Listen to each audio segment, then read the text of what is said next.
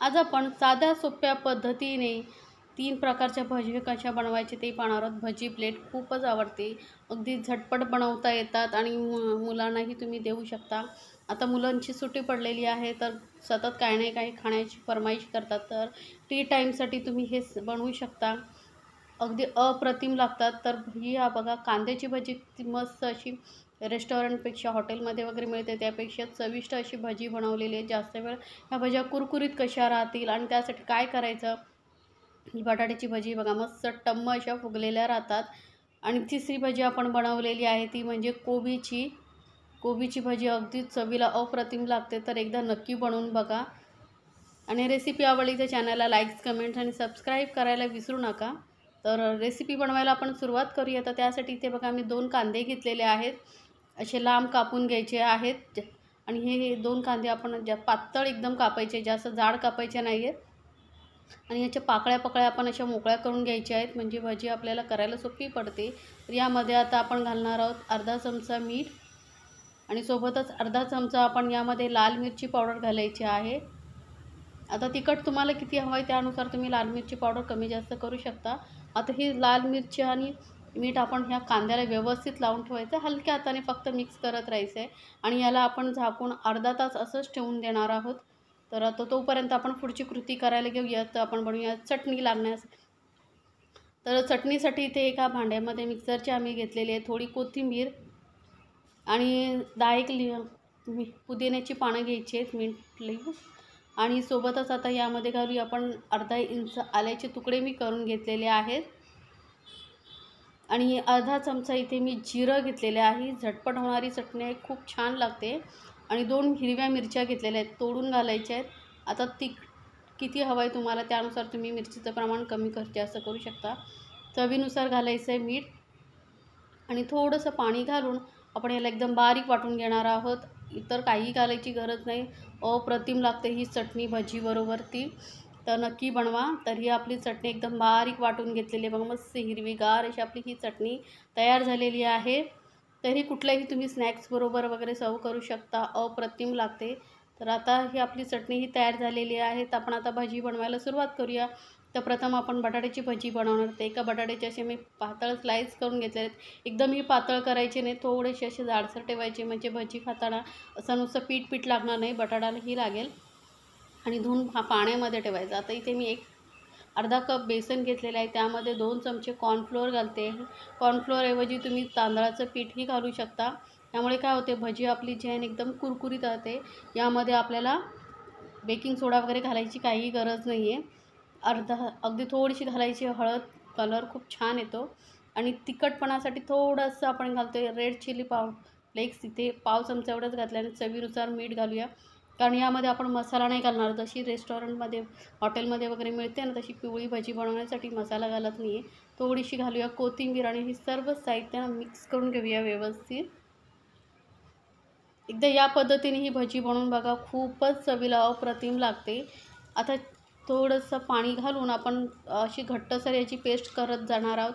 थोडं मध्ये मिक्स करत जायचं आणि आपण याची पेस्ट करून घ्यायची आहे. तर बटाट्याची कॉर्नफ्लोअर घातल्यामुळे काय होतं, आपली जी बटाट्याची भजी आहे ना मस्त जास्त वेळ एकदम टम्म फुगलेली राहते. तर नक्की बनवून बघा आणि जास्त तेलकटही होत नाही. आता हे पीठ आपण जे ना 5 मिनटं चांगलं फेटून घ्यायचं आहे. जेवढं व्यवस्थित फेटाल तेवढंच भजी तुमची हलकी फुलकी होते, मस्त कुरकुरीत होते. आणि हे फेटल्यानंतर मस्त हलकं होतं, त्यामुळे भजी जास्त तेल सोकत नाही आणि मस्त कुरकुरीत आणि मस्त टम्म फुगलेली राहते. तर हे बघा पीठ मस्त असं फेटून घेतलेलं आहे. आता काय करायचं, आपण जे बटाट्याचे स्लाईस करून घेतले होते ते आपण असे पिठामध्ये डीप करायचे आणि लगेचच गरम तेलामध्ये सोडायचं. तर तेल चांगलं गरम पाहिजे आणि मीडियम फ्लेमवरती गॅस ठेवायची आणि मस्त असे भजी आपली फ्राय करून घ्यायची आहे. मीडियम फ्लेमवरती ठेवल्यामुळे काय होतं, भजी जी आहे बटाटा आतपर्यंत व्यवस्थित फ्राय होतो. जर तुम्ही हाय फ्लेमवरती फ्राय करायला गेलात तर मग बाहेरून जे कवर आहे बेसनचं ते फ्राय होईल, पण बटाटा आतून कच्चा राहील. त्यामुळे मीडियम फ्लेमवरती आपण हे भजी फ्राय करून घ्यायची आहे. आता एका साईडने व्यवस्थित फ्राय झाली का मग पलटून दुसऱ्या साईडने फ्राय करायचे. सारखं अलट पलट त्याला करायचं नाही आहे. असं केल्याने बटाटा जास्त लवकर फ्राय होत नाही, आतून कच्चा राहतो. त्यामुळे थोडा वेळ एका साईडने फ्राय होऊ द्या, नंतर पलटून त्याला दुसऱ्या साईडने फ्राय करा. तर बघा भजीचा कलर किती छान आलेला आहे, मस्त असा कलर आलेला आहे. बिना बेकिंग सोड्याची भजी मस्त कुरकुरीत होते. तर असं अलटून पलटून आता मध्ये आपण ही भजी फ्राय करून घेतलेली आहे. आता आपण कोबीची भजी कशी बनवायची ते पाहणार आहोत. तर एक कांदा एकदम बारीक चिरून घेतलेला आहे. सोबतच अर्धा कप मी ते बारीक चिरलेले कोबी घेतलेले आहे. कोबी एकदम बारीक कापून घ्यायचा आहे.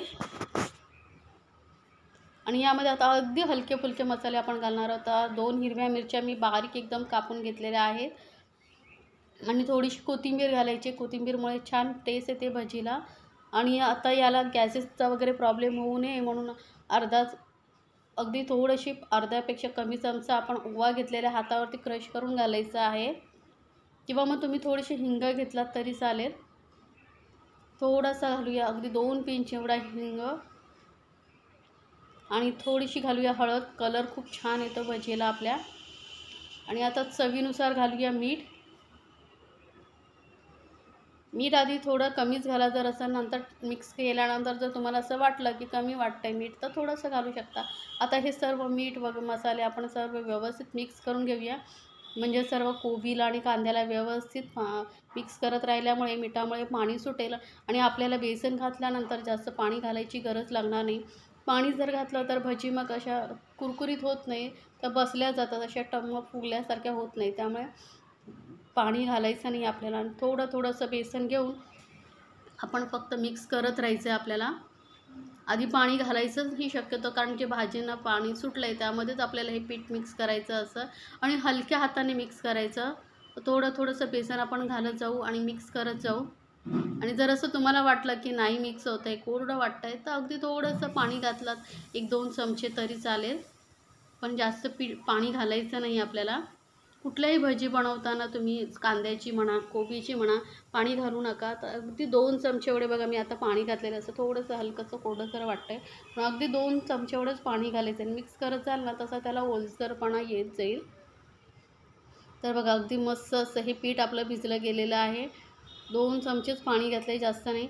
आता अगदी छोटे अशा आपण भज्या काढून तेलामध्ये मस्त फ्राय करून घेऊया. तर तेल चांगलं तापलेलंच आहे आपल्या भजीसाठी. तर तेलामध्ये आपण ह्या भज्या सोडून घेणार आहोत. अगदी थोड्या अशा सोडून घ्यायच्या आहेत. एक टी टाईम स्नॅक्स मुलं नेहमी फरमाईश करतात, काहीतरी मम्मी नवीन काहीतरी खायला कर. तर त्यावेळेस तुम्ही हे झटपट भज्या बनवू शकता. खूपच चवीला अप्रतिम लागतात. ही कोबीची भजी तर एकदा नक्की बनवून बघा. चवीला जेवढी चविष्ट आहे ना, की तुम्ही नेहमी याच पद्धतीने बनवाल. तर आता एका साईडने बघा व्यवस्थित फ्राय झाल्यानंतर पलटून मी दुसऱ्या साईडने फ्राय करते. मीडियम फ्लेमवरती फ्राय करते. ही भजी खाण्यासाठी जेवढी अप्रतिम लागते ना, की तुम्ही नेहमी बनवतच राहाल. आणि मला कमेंट्समध्ये जरूर सांगा तुम्हाला ही रेसिपी कशी वाटली. आणि रेसिपी आवडली तर फ्रेंड सर्कलमध्ये जरूर शेअर करा आणि चॅनलला सबस्क्राईब करायला विसरू नका. सोबतच बेल आयकॉनवरती क्लिक करा, म्हणजे माझ्या नवीन रेसिपीची नोटिफिकेशन लगेचच तुमच्यापर्यंत पोहोचेल. तर ही पण भजीचा कलर बघा किती छान आला आहे. मस्त अशी कुरकुरीत अशी आपली भजी तयार झालेली आहे. तर आता ही भजी आपण काढून घेऊया. फ्राय झालेली आहे व्यवस्थित. तर ही भजी मी काढून घेते आणि आपण आता तिसरी भजी बनवायला घेऊया.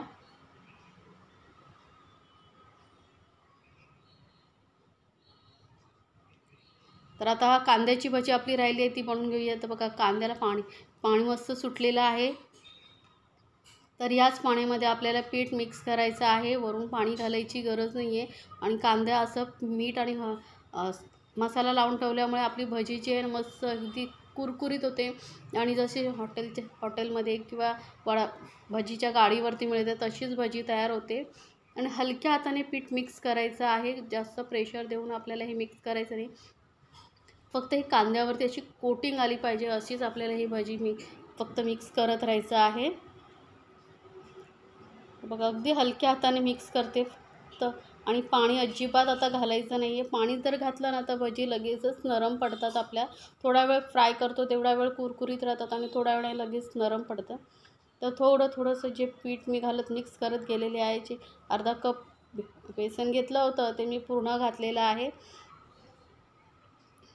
अगदी एखाद चमचा आपण पीठ मिक्स होत नसेल तर पाणी घालायचं आहे. जास्त पाण्याचा अजिबात वापर करायचा नाही आहे आपल्याला. तरी मस्त अशी आपली ही भाजी बघा मिक्स झालेली आहे. तर आता आपण तेलामध्ये फ्राय करायला घेऊया.